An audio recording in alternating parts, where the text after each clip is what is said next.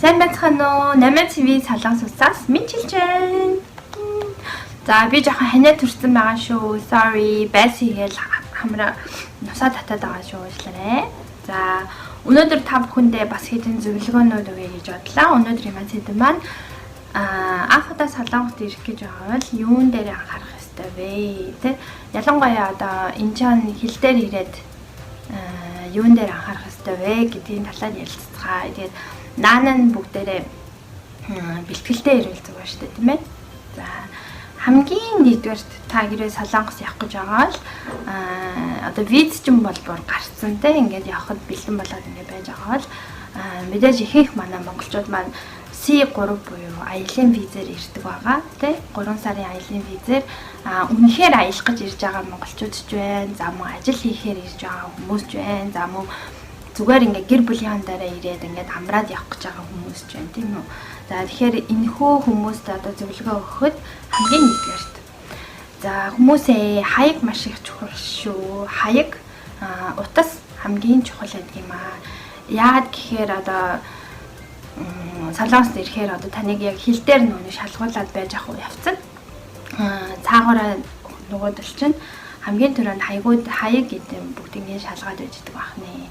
За тэгээ худлаа хаяг байна уу те худлаа утас байна уу үнэхээр залгаж ярьд юм шүү. За тэгээд жишээ нь одоо манай найз над дээр одоо эрэхтэй манай гэрийн хаяг утсыг бол өгсөн байдгийн. За тэгээд яг оройны нислэг дээр нэг удаа ирсэн чинь над руу залгаж байсан энэ чанаас. За ингээ найз ч юм уу мөн те хэд хоногор ирсэн юм бэ? Хаяг чинь одоо энэ хаяг дээр байх уу? Тэгээ чам дээр одоо байх юм уу гэж лавлаж асуудаг. За мөн лавлаж тодорхой болгодог байгаа. За би хоёрдугаарт одоо зорчиж буй зэрлэг тодорхой бус гэдгээр маш олон хүн буцаагддаг байгаа. За дамаа ялангуяа 18-аас дээш насны эрэгтэй хүмүүстэй яг ингээд ажил хийх гэж байгаа юм шиг харагддаг тийм хүмүүсийг маш их шалгадаг шүү. Тэгэхээр тэдгээр хүмүүс маань маш их анхаарад одоо аялын визээр ирсэн бол жоохон бэлтгэлтэй ирээрээ хаягаа маш тодорхой хийх ёстой байдгийн.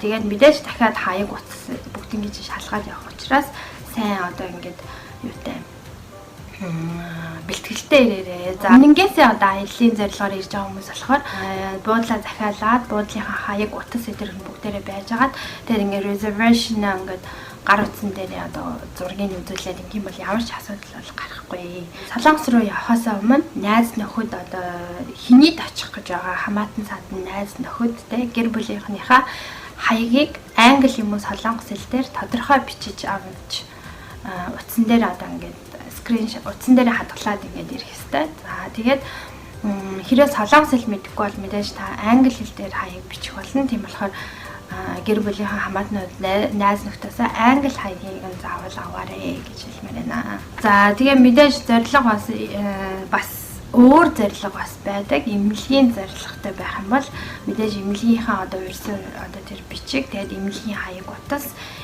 өөрийнхөө одоо шинжилгээний хариу бичиг баримтууд бол бүрэн байж байгаа хэрэгтэй. Хил дээр юмыг яаж мэдгүй бас шалгаж болтгоо. За түүний дараагийнх нь одоо оюутнуудын зорилго бол мэдээж тодорхой.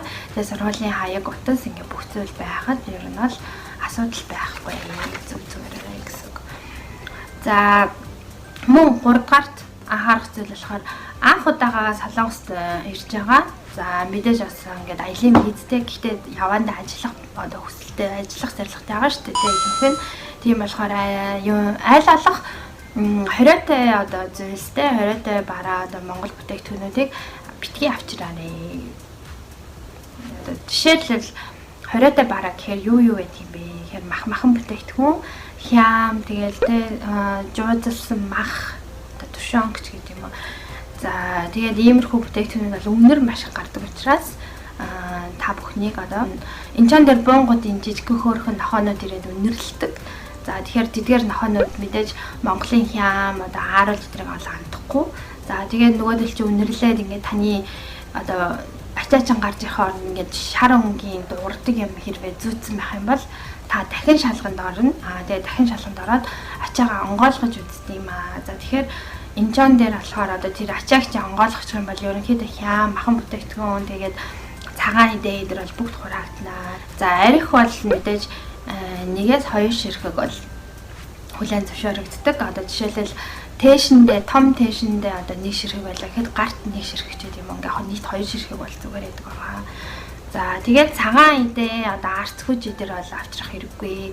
Яа тэгэхээр бүгдээрээ үнэр гардаг. Тэгээд нохоо нь бол тэрийг үнэрлээд бүгдийг нь хураагаад амнаа. Нэг зөвлөгөө өгөхөд хэрэг бүр ингээд одоо юу гэдэг хям дээр одоо махцах авчрах шаардлагатай очиод хүнд өгөх шаардлагатай ч юм. Тийм байх юм бол бүр сайн боглоод сонингоор одоо ингээ ороогоод тэ мөнгөн цаасаараас ороогоод тэгэнгүүтээ хавхаар уданд скотчтой ингээ үнэр гаргахгүйгээр арга хэмжээ аваад ингээд явж болох юм аа. За гэхдээ юм яаж мэдэх вэ шүү. Хамгийн одоо бас чухал юм нь юу вэ гэхээр та бүхэн юун дотор онгоцон дотор бол декларац бүгэлдэг байгаа. За тэгэхээр декларацаа ерөнхийдөө зөв үнэн зөв бүглэх хэрэгтэй тий. За тэгэнгүүтээ хэрвээ сайн мэдгүй анх удаа явж байгаа тийм хүмүүс зөндөө байдаг. Тийм болохоор одоо хажуу хүмүүсээс асуугаад аль болох декларацаа онгоцон дотор байхдаа бөглөөд буучаарэ. Тэр нь ам шүү. Би ингээл жишээлбэл Монгол Солонгосын хоёрын орондор зөндөө их явдаг. Тэгээд яг ингээд Солонгосын одоо хил дээр ирээд ингээд энэ чам дээр буухаар декларацаа ингээд бөглөсөн амар ингээд шууд ордог байхгүй. За тэгэхэд бөө монголчууд ирээд хажуу зогсоод декларац бөглөөд өгөөч гэдэг тийм. За тийм болохоор онгоцон байхдаа бөглөөрэй. Тэгээд асуудал үүсгүй. Тэгээд дандаа хаягийн асуудалтай хаяг байна уу гэж энэндээс асуугаал. Эсвэл ингээд солонгос хаягтай өөрөө солонгос л мэдэхгүй. Тэгэл одоо энийг бичээд өгөөч гэдэг юм. Айгүй их тийм гараал өстө бөөнөрөө ингээд шавчдаг. Тийм болохоор айл болох те хэрвээ солонгос хэл мэдэхгүй бол англи хэл дээр солонгос хэл жоохон гадралдаг бичиж чаддаг бол тэрийг онгоцон дотор бүгдийн жинтан болгоод гарч ирээч гэж хэлмээр байна.